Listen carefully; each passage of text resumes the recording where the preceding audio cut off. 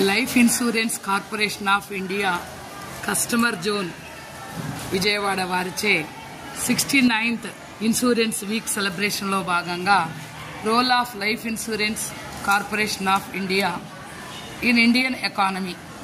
అనే అంశం మీద వ్యాసరచన పోటీలు మరియు పెయింటింగ్ పోటీలు కేఎస్ఆర్జెడ్పీ జిహెచ్ఎస్ పాఠశాల